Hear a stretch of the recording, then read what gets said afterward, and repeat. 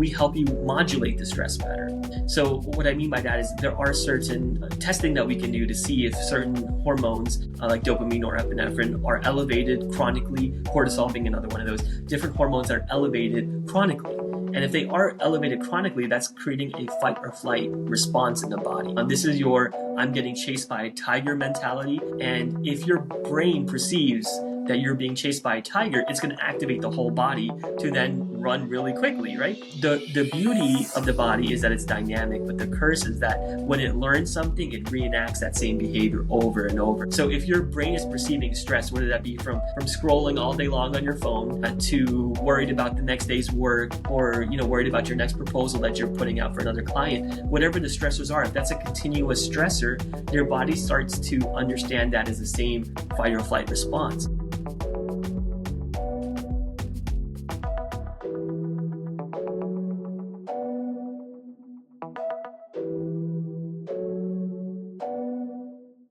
Hey, everybody. Welcome back to the Trust This podcast. Today, we have a treat.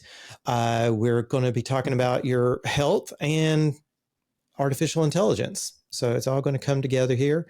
My guest today is Dr. Samji. He's a physician here in Orlando. Dr. Samji, first, let me disclose you are my doctor, and I am perfectly happy to discuss anything about my health or anything that we've done. So don't feel, concerned about leaking out something about my health. I'm very open about how much I watch out for my health. And one of the things that I talk to our listeners about is this exercise that I did years and years ago in one of my coaching programs. It was called the Exile Project.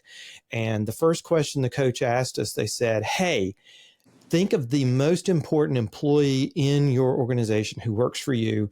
Who is this person? And it may not be somebody who works for you right now, but what would happen if they walked into your office today and said, hey, I'm going to take a 3-month trip around the world and starting in 3 months, and I need to get a plan in place and how we're going to handle my work while I'm gone for 3 months. So we sat there and we wrote furiously for, about 15 minutes about what we would do to get ready for this person to be gone for 3 months.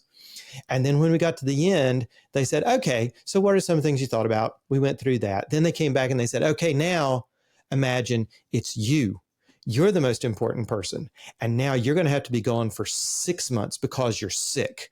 Because we had a colleague who had gone through that. He had leukemia and he had to be out of the office, gone for 6 months. But he knew about 2 months in advance, and they took 2 months to get ready for him to be exiled from his firm. While he was gone for 6 months, the firm actually increased its revenue, did better without him, took on more cases because they had planned so well.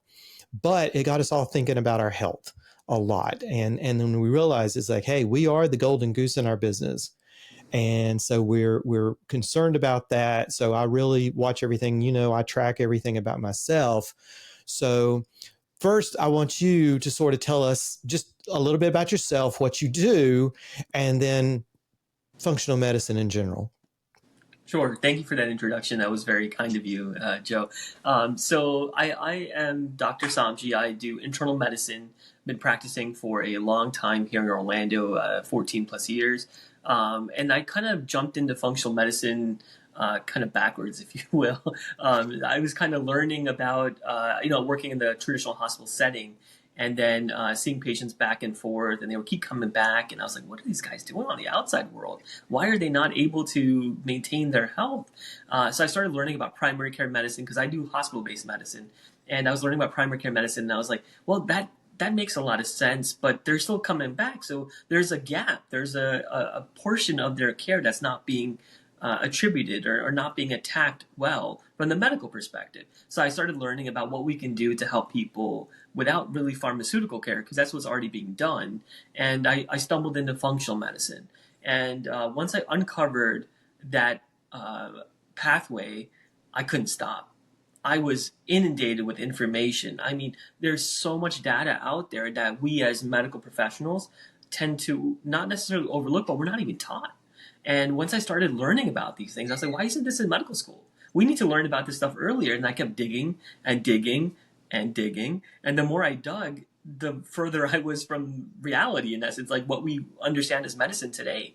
And this needed to be shared with people. So I went ahead and did as many courses as I possibly could. I spent about 4 years learning functional medicine, in addition to all the medical school training and residency and everything like that.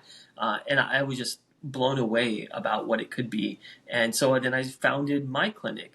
And patients just like you, Joe, who are doing phenomenal with kind of a duality to our care, where it's not just me as a physician giving you advice and saying, get the heck out of here. We are partnering in your health. I think that's the biggest step of functional medicine. So kind of pivoting to what functional medicine is, it's different than traditional healthcare. And I want to make something very clear. Traditional healthcare is supposed to be there. It is a part of our world, just like hospital medicine is part of your acute care. Like if you get a pneumonia or a heart attack, that's where you belong. You don't belong in your primary care office. You don't belong in my office. You belong in a hospital. The same way can be said that we are tracking diseases right now with laboratories and symptoms that patients present, but there is an entire world of symptoms that occur, laboratory, small, finite changes that occur before the big diagnosis is being made.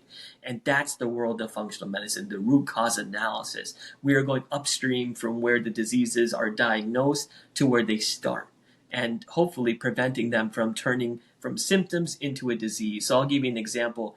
High blood pressure, for instance. A lot of people have high blood pressure. That doesn't necessarily mean that you're deficient in a high blood pressure medication. That's not why you have high blood pressure. There is something that started that, whether that be stress or lack of sleep or nutritional deficiencies, hormonal imbalance, gut pathology. There are so many different things that can lead to the symptom of having high blood pressure. And that's what we do in functional medicine, is the root cause analysis. Yeah, and that was the thing that really turned me onto it. I started studying, I think it was Dr. Life, that's his actual name, Dr. Life, up in West Virginia, up in Charleston, and he wrote a book about it years ago about, hey, we need to focus on what leads to diabetes, what leads to dementia, what leads to mobility problems, what leads to heart attacks and strokes and everything else. They call them the 4 or 5 horse cancers. Detecting them early, and it's called medicine 2.0 now. Medicine 1.0 is sort of, medicine originally is leeches and humors, but now, and then it became, we just treat you after you've got diabetes. Now we'll just load you up with drugs. After you've had a heart attack or a stroke, now we're going to load you up with drugs to treat the symptoms after the fact. But functional medicine, the thing I've loved about it, it's sort of like, no, we're going to do lots of testing to get to the point where we figure out what you may have a propensity for. And I think that's the thing too. What kind of testing do you do that maybe you wouldn't normally get in just going to your primary care physician? Oh wow, that's a huge question. There's so many tests that are available.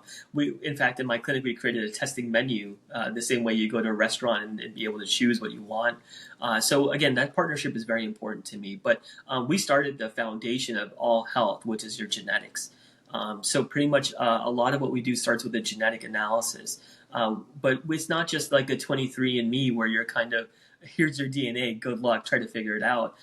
We take that and then we base that against research to see which genetic variants that you might possess. And we all have millions of these. But which genetic variants do you have that genetically predispose you to having medical conditions in the future?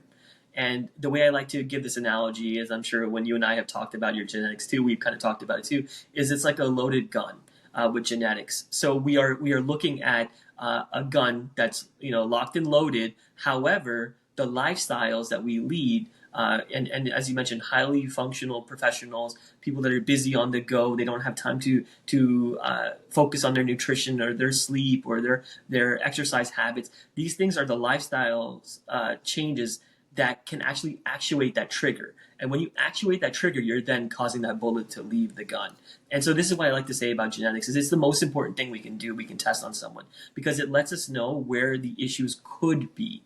And that's the whole function of functional medicine, is to get rid of the potential problems and not necessarily the problems that exist or diagnoses that are made. So that's one of the first tests that we do. The second test that we do is an advanced blood work panel that we do on pretty much everyone. Most traditional doctors, they test you with your normal CBC, CMP. These are all normal tests that we do with thyroid analysis. Very basic. It's about 15 to 20 markers roughly, give or take. Total. My advanced laboratories are around 90 plus markers, and we're looking at in-depth things about cholesterol and hormonal analysis. We do gut and microbiome analysis as well, where we're testing your gut to see which good bacteria are there, the bad bacteria. We do stress analysis, looking at cortisol levels throughout the day and trending that. We look at neurohormonal changes as well with urinary excretions of your hormones. So we're able to check things like dopamine, norepinephrine, progesterone, testosterone, all these types of hormones that are multifaceted in the body, from energy to sleep to cognition to brain fog. All these things, we can track them. And so, I don't know if I told you this, Joe, but I was also an engineer before I became a doctor. And and so that engineering background made me extremely data dependent. I need to know the data before I can actively treat somebody. So, for us to understand what we're up against rather than just treating with like a shotgun approach. And that's really the core of my personal functional medicine clinic. We need to know where you're at. So, part of that is like doing like urinary hormones, saliva testing, stool testing. Basically, if your body excretes it, we can test it. We do breath testing analysis. We also integrate trackers as well, which is pretty cool, where we can kind of trend that information. Joe, you track pretty much everything about your health. Everything. Yep. So we're able to take that data, and I'll give you a small example. I have a patient who came to me for insomnia. And we were able to track her insomnia curve because of the sleep trackers that she wears against her nutritional analysis. And we found a correlation between the two, where the more protein she consumes in a week, the better her sleep is for that week. So literally my recommendation to her was eat more protein, you sleep better with it. And it didn't take a doctor to necessarily figure that out. But what it did take was understanding that the more data you have, the more actionable your insights can be. And I think that's one of the biggest concepts. So the more data we test for, the more you track, the more your understanding of why we're tracking, because again, there's a commitment level required for that, the better the data will become. And once the more data we have, as everyone knows in these entrepreneurial spirits that we all have, the more data you have about what you do, your ROIs are going to be that much better. Yeah. And I know the tracking, a lot of people go, oh, well, I can't keep up with all that. But with the smartwatches, the phones, everything that's built in now, the scales, the blood pressure cuffs, everything talks to your phone, which then talks to that. And then once you get in the habit of doing it, like I take my blood pressure every single morning. I take my temperature every single morning. I wear the Oura Ring. I wear the Apple Watch. I have a scale that does an EKG, an EDMA, electroderma, something, neurological check every morning. It checks my body composition, how much fat to muscle ratio I have, my genetic age, my vascular age. It checks all these things, and then that just goes right to my phone. And then, before I meet with you, before I meet with my primary care physician, and this actually happened the other week. I had my annual physical. And he goes, your blood pressure looks a little high, Joe. Are you taking your blood pressure medicine? And I go, yeah. And he's like, well, and he takes it again because he thinks maybe their machine was bad. But then he goes, well, and I pull out my phone and I go, my average for the past 6 months is this. And he goes, okay, that's too high.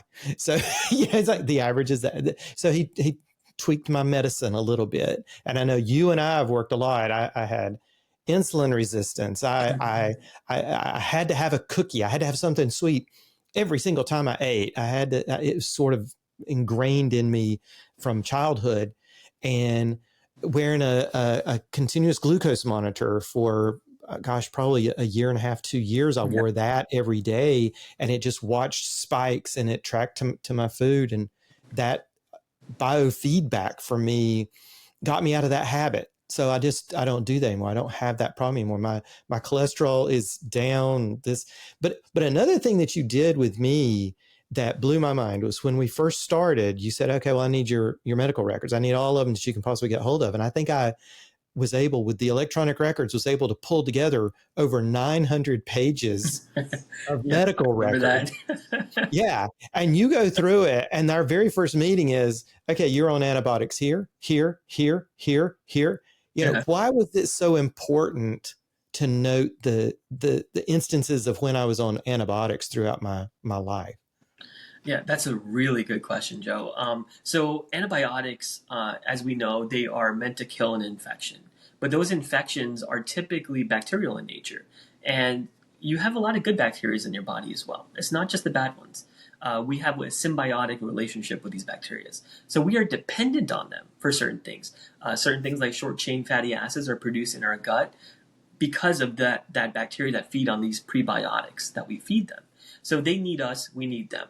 When we take these antibiotics, we start to disrupt that balance. We start to affect, the production of these molecules like short chain fatty acids that we have become dependent on. Like we cannot produce those on our own. So as we start to kill off some of the good bacteria, we start to become malnourished, if that makes sense, to a certain level. And when that happens, we are not functioning at our max capability. So, when people come to me with stress and anxiety, one of the things we look at is the gut. It may not be a direct correlation or understanding of why we're looking at the gut. But again, like I told you, we can be deficient in certain things. So I looked at your history specifically. There were multiple instances of antibiotic therapies. And so we did a gut analysis. And I think that helped us to determine putting you on after a gut protocol. It helped us to remodel the good and bad bacteria balances within the microbiome ecosystem that you have, and hopefully resulted in some of the beneficial changes that you've noted. And so understanding that the gut is the first interaction with the environment that we have. It is literally the lung and the gut are the first two interactions we have with anything that we ingest, whether it be air or food or drinks, anything like that. So if there's disruption in that, you're going to have altered absorption of those things. You're going to have the bad bacteria are kind of growing out of control, possibly because the good bacteria are knocked out. There's so many things that can happen, from dysbiosis to small intestinal bacterial overgrowth to fungal overgrowth to all the way down to ulcerative colitis. I have one of my clients who was consuming Doritos for a living practically all throughout college, and now he's been diagnosed with ulcerative colitis. And so one of the things we do with him is we avoid all these artificial flavors. So I don't know if you know, Doritos actually has a bunch of red food colorings in them, and there's actually multiple studies showing those red food colorings are tied or associated with ulcerative colitis. So we just started knocking that down, and his symptoms have gotten better drastically, just from the lack of Doritos, believe it or not. Again, those quick snacks on the go. You don't really know what's in these things. And I know one of the things you and I did, Joe, is we started, examining the labels a little bit more carefully and understanding that if it's got 7 or more ingredients in it, you probably shouldn't be touching it. Again, There's moments where we all kind of give in, but it shouldn't be a consistent thing. Your body's meant to handle stress. Don't get me wrong. We're supposed to have some stressors, but if it's every day, then it becomes normal life. And that's where we see a lot of these long-term issues happen. Well, that's what I found. And I think you and I talked about that one time. It's sort of like, well, the gut fell into place. And then, okay, well, now we're going to work on a different system. And what, I think you said it best. It's like, yeah, a car doesn't run with a transmission alone. It doesn't run with an engine alone. It has to have the tires. It has to have the suspension. It has to have a body. Your body is the same way. All of these systems work together. But as you start to get the gut and then the different systems in better shape, everything else sort of just falls into place. Your body just does a lot better. So how does functional medicine differ than traditional medicine in how people deal with stress and burnout that a lot of people suffer from? Yeah, I mean that's another really good question. The traditional allopathic world, when they look at stress, like if you go to your primary doctor and say, "I'm feeling anxiety, I'm feeling stress," the first thing they talk about is they kind of quantify your anxiety level, your stress level, asking you several questions, and then they see if you qualify to get on a drug. These typical SSRIs, which I'm sure we've all heard of. You see all the commercials for those drugs.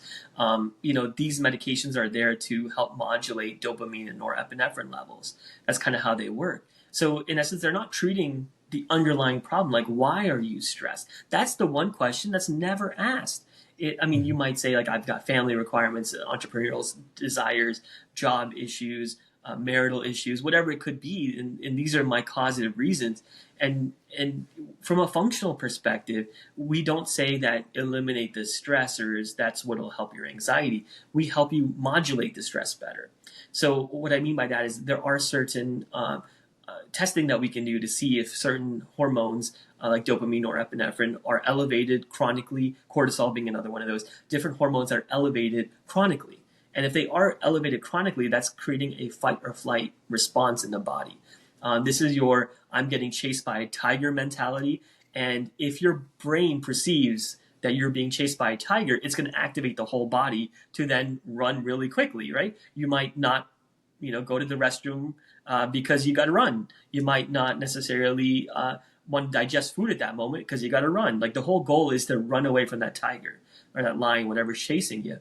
The beauty of the body is that it's dynamic, but the curse is that when it learns something, it reenacts that same behavior over and over and over. So if your brain is perceiving stress, whether that be from scrolling all day long on your phone, to worried about the next day's work, or worried about your next proposal that you're putting out for another client, whatever the stressors are, if that's a continuous stressor, your body starts to understand that as the same fight or flight response.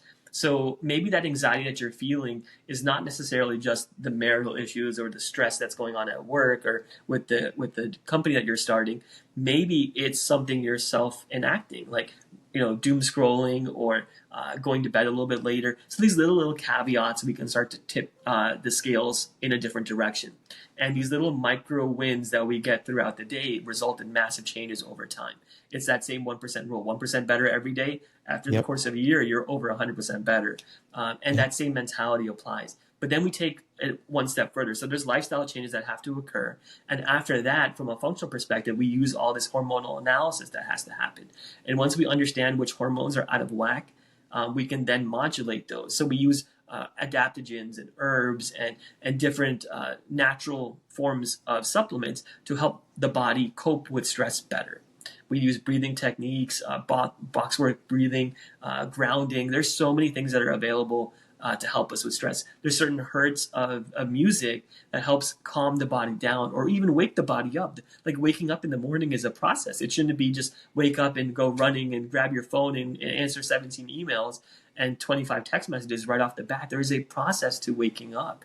And if we start to do those things, the stress levels start to melt away and you start to be able to focus so much better. So the anxiety starts to melt away because it's self-induced. Well, and that takes me to another point. Your clinic, whenever someone subscribes to your services, they don't just get you.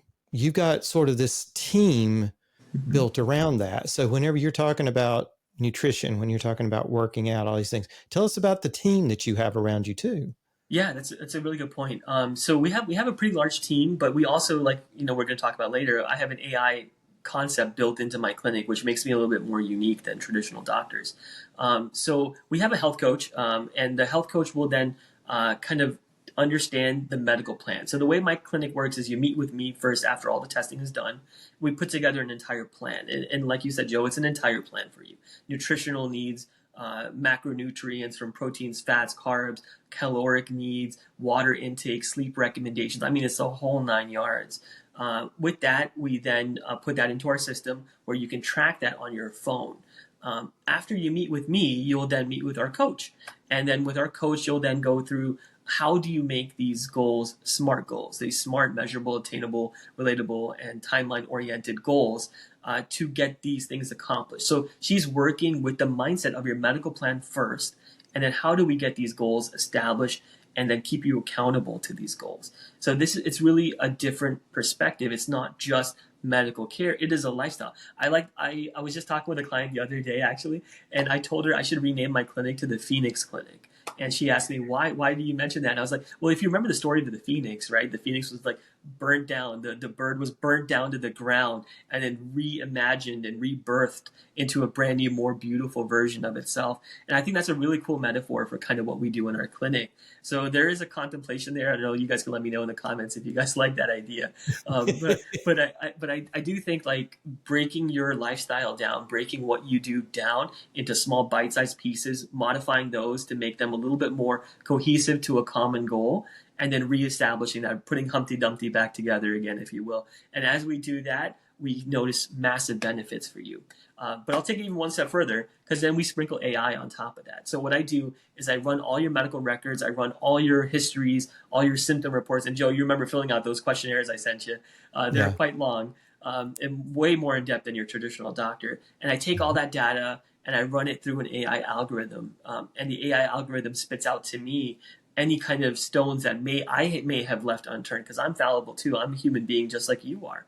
And so I may miss stuff, but the AI software doesn't. I mean, it is a well-trained functional medicine AI bot that I've created that helps me to understand your care even better. I feed your labs through it. I feed all your advanced testing that we mentioned. I feed that through it as well. And it kind of understands your symptomatology as well as your medical care of what's going on. And I put all that together to help me better understand what's going on with you, to make better recommendations for you. So I call myself an AI powered doctor, if you will, because it's a really cool concept that most people don't have. And it really is the future. One of the big things I find is traveling, work. It's the nutrition side. I mean, I've got a trainer, so twice a week I try to make, time. I definitely, I'm paying her whether I'm there or not. So I try to show up for twice a week for my trainer. And we do weight training. We do this. So I've got that set. It's the nutrition that's always so hard to keep up with, because you're in airports, you're traveling, you're on the road. What kind of advice do you have for folks to what kind of things to watch out for in their nutrition, and how to build that habit of better nutrition when they're traveling so much? That's the hardest thing. I can't tell you how many of my clients ask me that same exact question. And it's hard. I'm just going to be honest with you. It's really, really hard to be able to juggle all these balls at the same time. And something has to kind of fall occasionally. And the easiest thing to fall is kind of nutrition, like you mentioned, even sometimes physical activity. But the best thing you can do, honestly, is try to plan ahead as best as you can.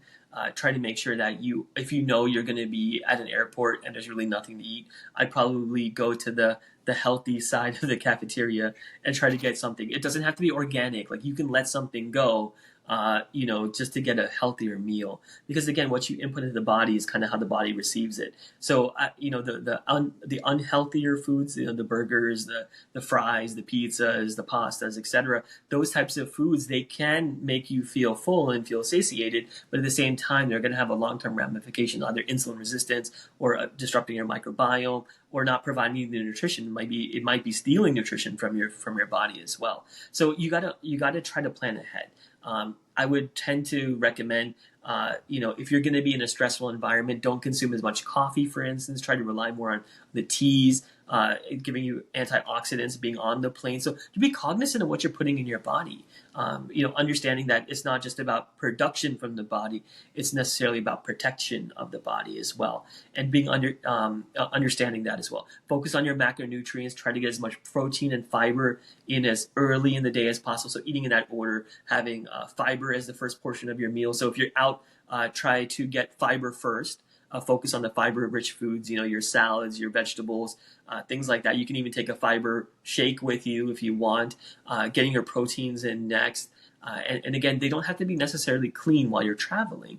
Ideally, when you're home, you can fix that. But while you're traveling, just focus on getting protein. Try to get as much protein as you possibly can. I don't think there's an upper limit on that. And then after that, if you're still hungry, you're still craving something, that's when the carbs and fats are available to you. And we tend to lean towards the carbs and fats as our main source of fuel throughout the day, especially when we're stressed and having anxiety. We kind of crave those foods, and maybe trying to adjust that to the proteins and fibers first. That'd be my honest advice. So there's no like cookie cutter program I would give you. It would be individualized, just like everything is in my clinic. But focus on fiber, focus on protein. And if you're still hungry, you can eat the carbs and fats afterwards.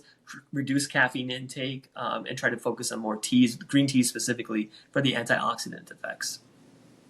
So how would someone, let's say one of our listeners goes, this sounds great. How would they start with you? Where do they go? How do they get going? Good question. So thank you for asking that question. So we We have a free discovery call that we offer to all of our clients. It's either done with me or my coach, Coach Amy, and we would kind of sit down with you for about 30 minutes and kind of chat about your goals, your reasoning for wanting to sign up. We don't accept just anybody, so we do like an interview, quote unquote, where you interview us, but at the same time, we're kind of interviewing you as well to see if you're a good fit for the program. We would talk about everything from from birth literally to where you are today, your goals of signing up with us, and understanding kind of which one of our Jumpstart programs would be beneficial for you. We offer 6 different types of Jumpstart programs. They're all based on kind of the big categories, cardiac health, digestive health, stress, longevity, anti-aging, etc. And we kind of sugar balance is another big one that we started up. So we kind of understand better what your goals are, and we try to obtain those goals. And then that free discovery call is available. I'm sure we can put it at the bottom of the link to this video. And you guys can sign up. It's completely free, completely complimentary. So I'll spend about 30 minutes with you, get to know you, and then kind of suggest a program if you're a good fit. Your website it's beyondmedicine.clinic, is that right? That's correct. Yeah, not .com, beyondmedicine.clinic. So that's everybody remember that.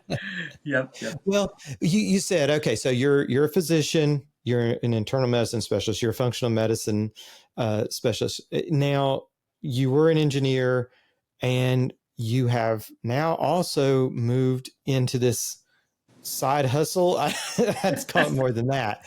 This extra thing that you do with all this extra time you have in artificial intelligence, because you've really got this dual career going now.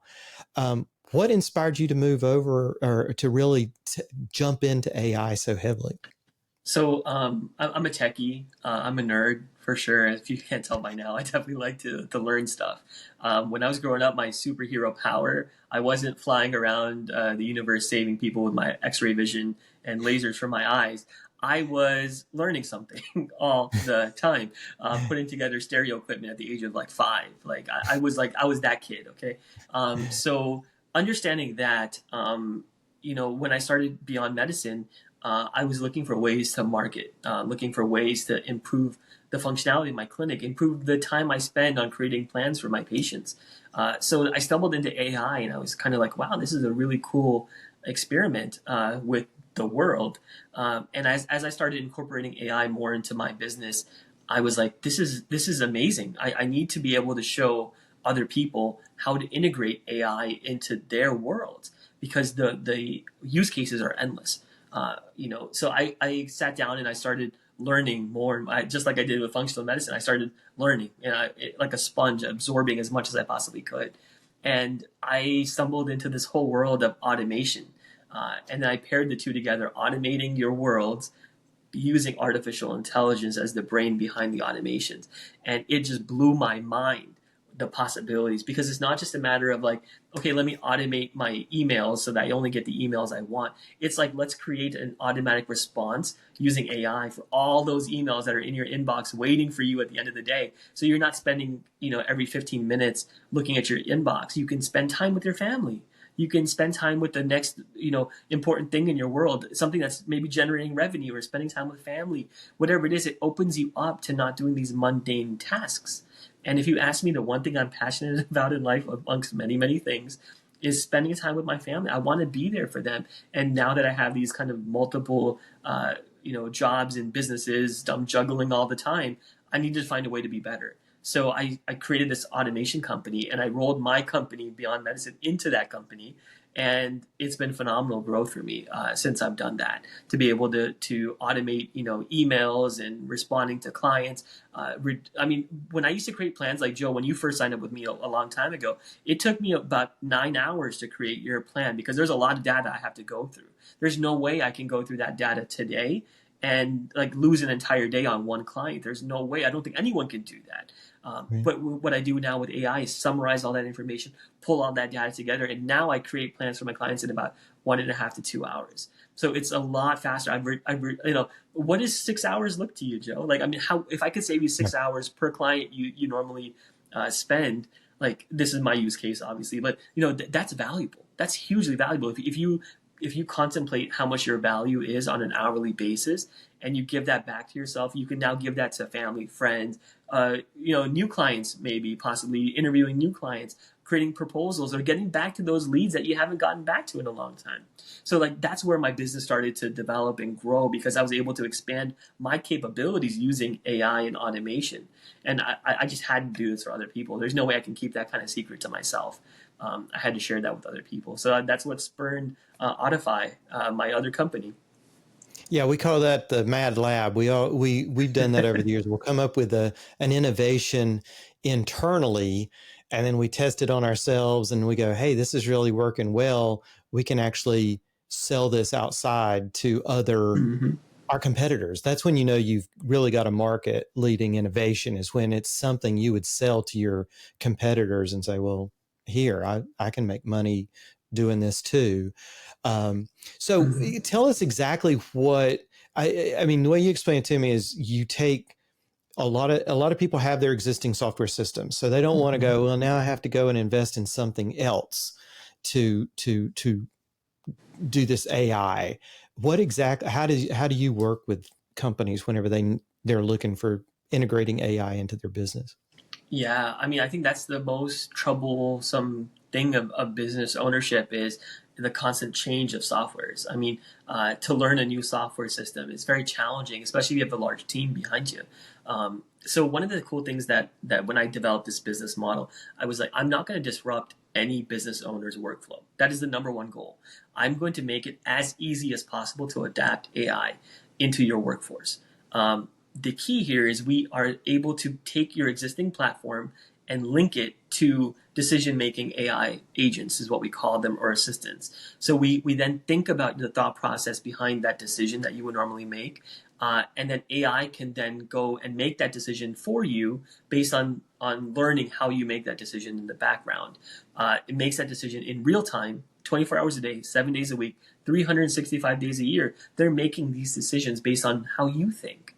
We train it. We train these bots to think how you think using the existing platform that you already have, and then deliver a result to the client, whether that be creating proposals or responding to the calls or text messages that you just don't have the bandwidth to get to, or whether that be, setting up appointments. Like a lot of realtors, I do this all the time for realtors, where they need to get a showing from the homeowner to a potential buyer. They need to coordinate the two together, and sometimes that can be challenging for people.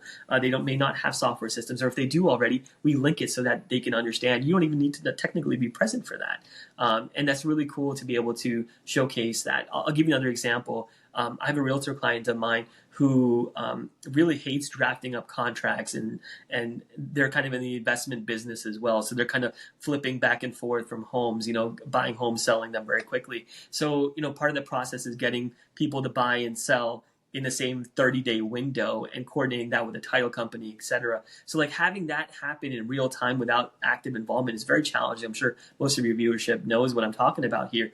And we automated the entire process for them. We didn't change a single workflow for them, but we automated the entire process. So as soon as something comes in, we're able to send it out to the title company, to potential blast emails to sellers. They're sleeping. This whole thing's operating at 3 o'clock in the morning. They are sleeping. When they wake up in the morning, they could have an offer already done on a sale that happened the night before. And it's really cool to be able to have all that happening in real. You basically are getting a workforce that knows your brand and doesn't sleep. They are working 24 hours a day. They know your brand. We're training them in the brand, and then they go and execute these big concepts for you. So some of these things are very convoluted and difficult to create, but as long as we understand your business, which is the first step in our entire process, is our free consultation I offer on that side as well, is to be able to understand your business model. We map it out. Literally, there's an entire program I use to map out your entire business. And once we map it out, we then sit down with you again and learn where those individual manual steps are located in your business. And we then start to develop AI agents and bots in those agents, customized to your business, your SOP, your website. I don't even need you to create an SOP. I'll do it for you. And we'll then understand your business better on a granular level, and then make AI agents kind of complete these mundane tasks that you're doing all day long. They're taking up all your day. You're not there actually earning business. You're just kind of maintaining business, if that makes sense. And the goal for you is to expand your business at all times.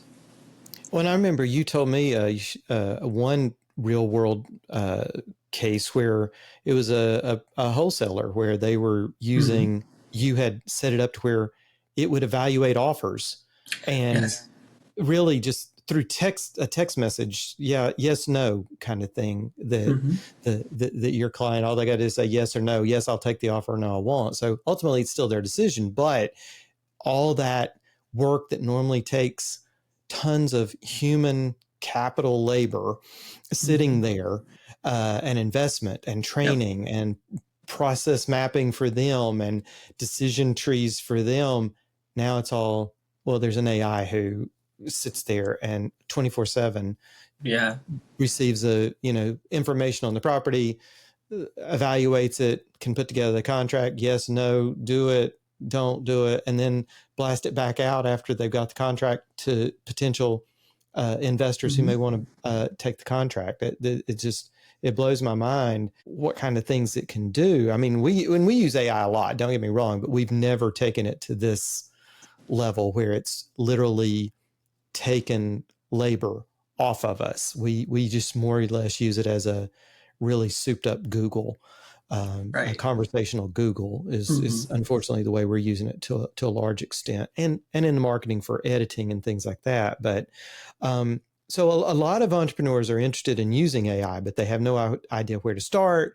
I think we've given them some really good use cases of things it can do, but they just don't know where to start. What advice do you have for business owners who want to leverage AI to streamline their operations and reduce those overhead costs that they may have? Yeah, I would tell you, you got to dive in. This is the future of business, the way I see it. If you're not using AI, you're basically not using a computer at this point. You got to think about it that way. In the 1980s, a computer was like unheard of. It was a pen and paper for everything that you did. Forget about Google Sheets or Microsoft Excel. Like that was not even heard of at that time. And now look how dependent we are on those resources. So I want you to think of it in that light. AI is the future. Whether we like it or not, it is here. And more than likely, it's only going to get more involved in every business. So my advice to you is just please just learn about it. If you don't want to necessarily adopt it in your business ecosystem right now, that's totally fine. I think you will be left behind eventually, maybe not today, but in the next coming years, you will definitely be left behind because everyone's going to be using it. I mean, just imagine the amount of customers that come to your website or call you and then learning about them before you even get on a phone call. So you understand their pain points directly without even touching that client yet. So I just imagine the use cases that exist out there.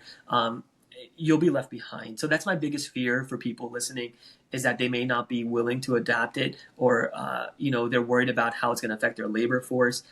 And what I want you to understand is that even the job market is going to be changing with AI because a lot of these jobs are going to now be AI driven. They may not even be required anymore because they're AI driven. But this is the future. Whether we like it or not, this is what's going to happen. So to me, I think adopting these concepts earlier in the business would be ideal.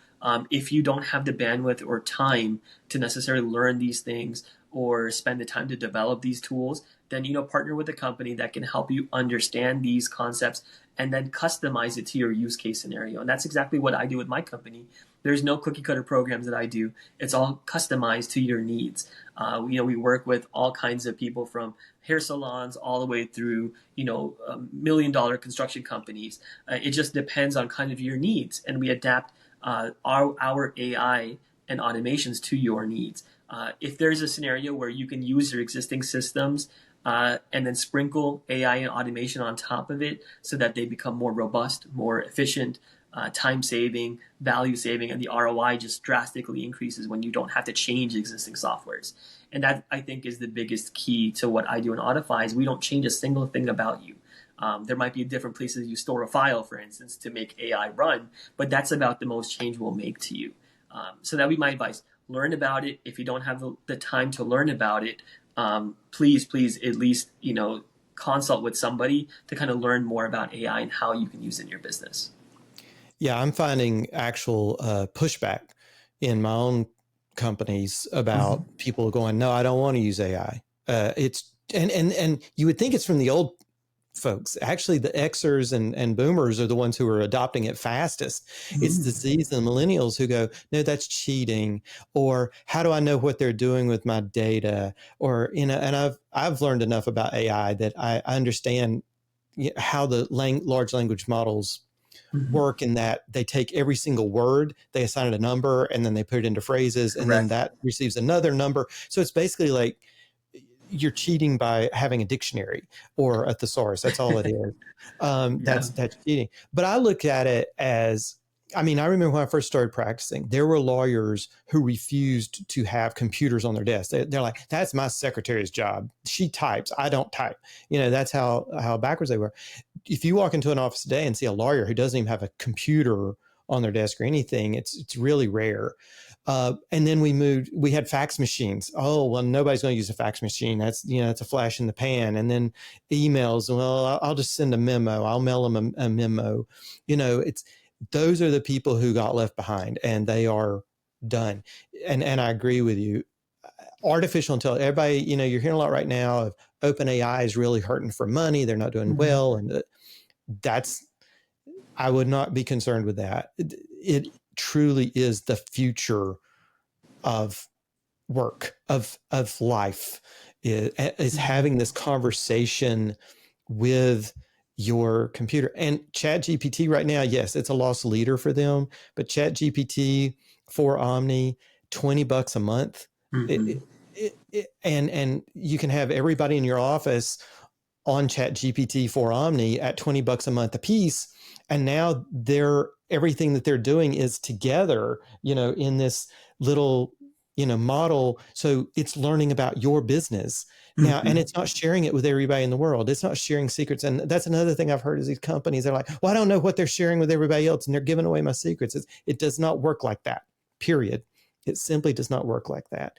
And yes, sometimes it gets it wrong. I gave it a question the other day, and it was a legal question, and it gave me the citations of the Florida statutes that it was working off of.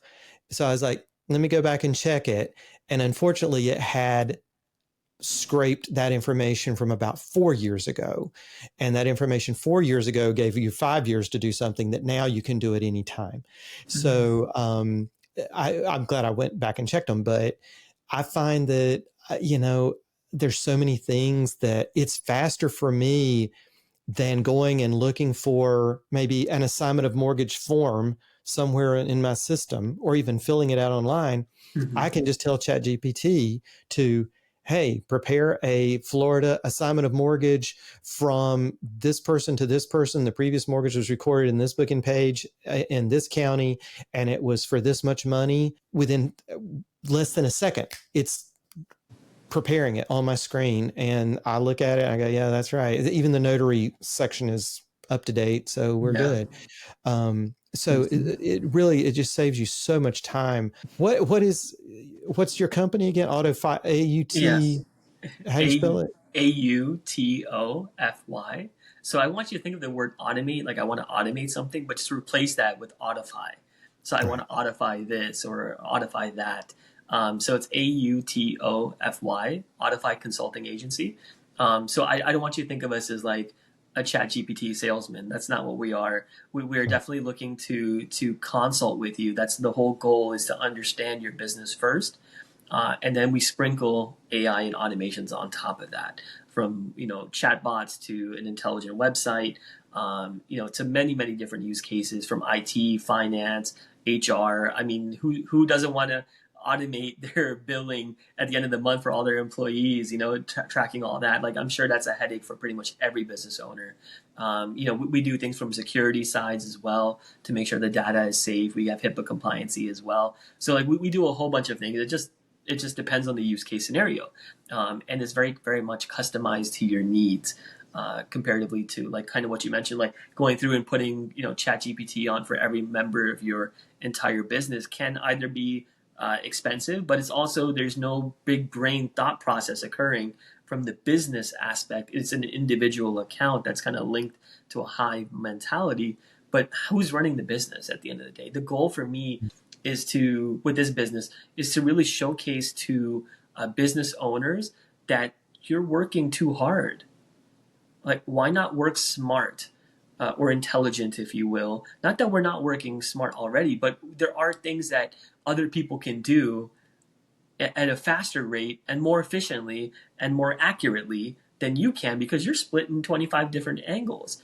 And how are you necessarily going to give that contract the details and the nuances that it needs consistently? So if we can train an AI bot to do that for you with just a minimal amount of inputs from you, you'll see that the workload that you have will reduce. The output that you're able to generate on a weekly basis will drastically fold, or maybe 3x fold, 5x fold, and you're not working harder. You're actually working less and producing that much more. Yeah, I actually feel guilty sometimes because somebody will say, "Hey, do you have an agreement for such and such?"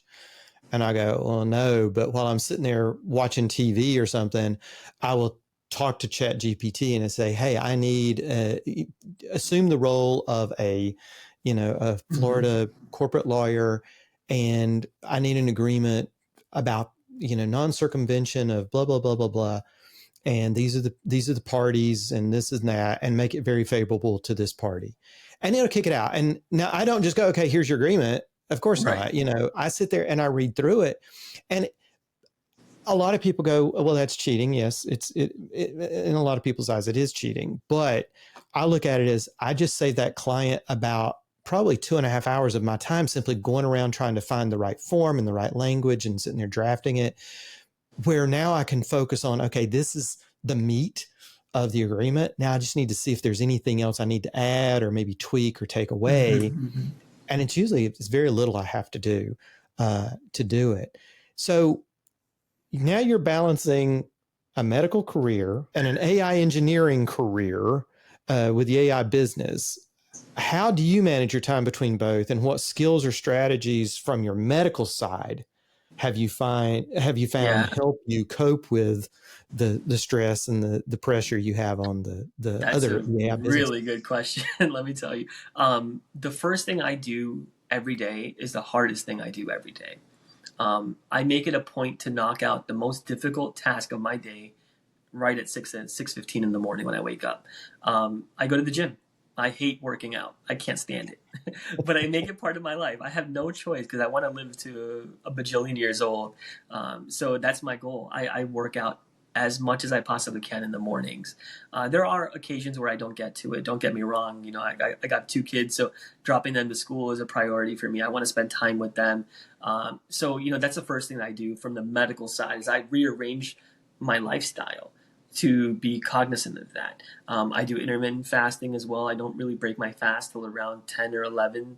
I'm not a full 16-hour fast, but in that time frame. And then the first thing I consume is a bunch of protein, fiber and protein, like I mentioned before.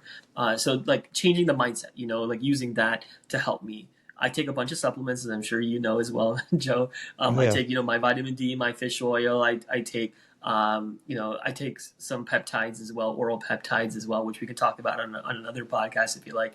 But, we do all these kinds of things. Fish oils, if I mentioned, multivitamin to make sure I'm not missing any nutrients. I take about 9 different supplements throughout the day, and I can kind of give you my whole list. But since I've been on that kind of regimen, I think my energy level, my sleep, my mindfulness of being available for my family, for being available for my friends, it just skyrocket. I don't know if it's one particular thing, the combination of everything together, but has given me, I want to say, unlimited energy. Because I go to sleep at night at like maybe 10:30, and I'm like, my mind is like ready to go. I could work out again at 10:30 at night. I could play Monopoly with my kids and be fully present, not worried about the next day's list of to-dos to take care of. I'm just mentally there.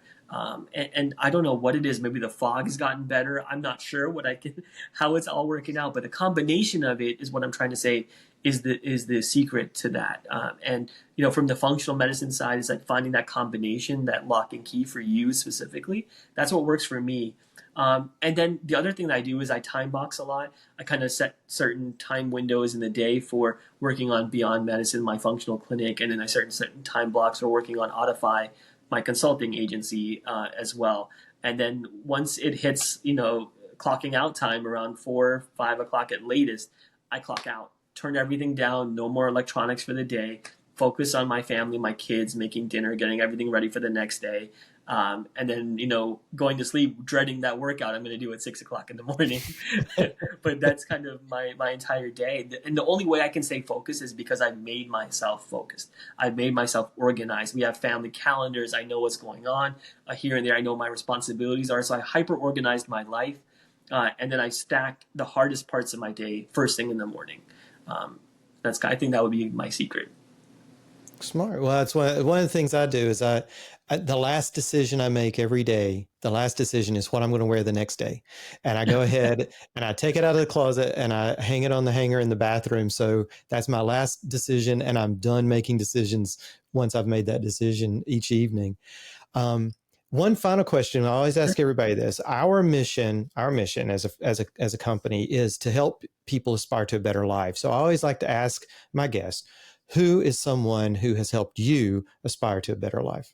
This is going to sound kind of corny, but my wife, believe it or not. I'll tell you, we have a lot of friends and loved ones around us, but I'll tell you, there's nothing like having a supportive partner in your life. One of my good friends, it's not my quote, but they said that, they can either make or break you, your significant other.